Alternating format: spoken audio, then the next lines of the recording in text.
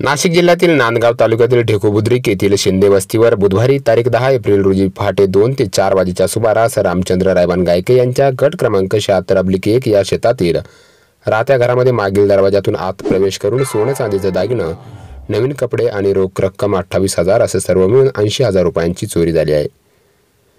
येथील रामचंद्र गायके आपल्या शेतात बांधलेल्या नवीन घरात पत्नी सौजिजाबाई, मुलगा बाबासाहेब, सून वैशाली आणि 3 नातवंडांसह राहतात। त्यांचा येथे शेतीला जोडधंदा म्हणून कुक्कुटपालन व्यवसाय आहे।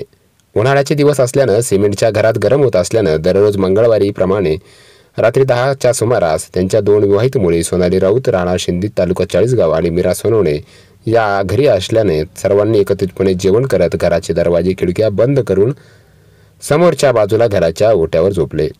1:30च्या दरम्यान स्वतः रामचंद्र गायके यांनी तहान लागली म्हणून दरवाजा उघडून पाणी पिऊला झोपले। तोपर्यंत सर्व काही व्यवस्थित होते।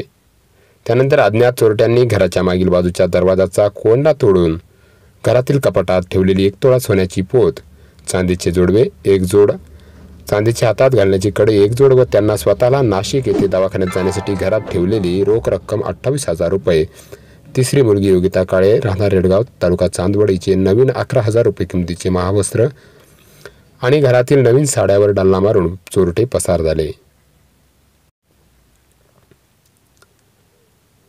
चोरांनी जातवेळी घरातील अल्फा कंपनीच्या 2 सुटकेस येथून साधारण 1000 फूट असलेल्या गणेश शिंदे यांच्या शेतात बांधावर सापडल्यात। वरील घटनेबाबत अज्ञात व्यक्तीच्या विरोधात नांदगाव पोलीस ठाण्यात गुन्हा दाखल करण्यात आला असून अधिक तपास पोलीस निरीक्षक अनिल भवारी यांच्या मार्गदर्शनाखाली उपनिरीक्षक बायदास मालचे, पोलीस हवालदार सुनील वटाणे आणि कॉन्स्टेबल अनिल गांगुर्डे, अनिल शेरेकर करत आहे। जवळच 1 किलोमीटर अंतरावर औरंगाबाद जिल्ह्यातील वैजापूर तालुक्याची हद्द आहे। मागील 2 वर्षात ढेकू, खुर्द व बुद्रुक, जातेगाव, वसंतनगर, बोलठाण, जवळकी आदी गावातील राहते घरी किराणा दुकान, मेडिकल, इलेक्ट्रॉनिक व इलेक्ट्रिक दुकाने, ग्रामपंचायतने सौर ऊर्जेवर चालणाऱ्या पथदिव्यांची बॅटरी इत्यादी लाखो रुपयांच्या चोऱ्यांपैकी एकाही चोराचा तपास अद्याप लागलेला नसल्यानं नागरिकांनी नाराजी व्यक्त केली। टीम इमेज बिंदास करिता प्रतिनिधी अरुण हिंगमिरे, नांदगाव, नाशिक।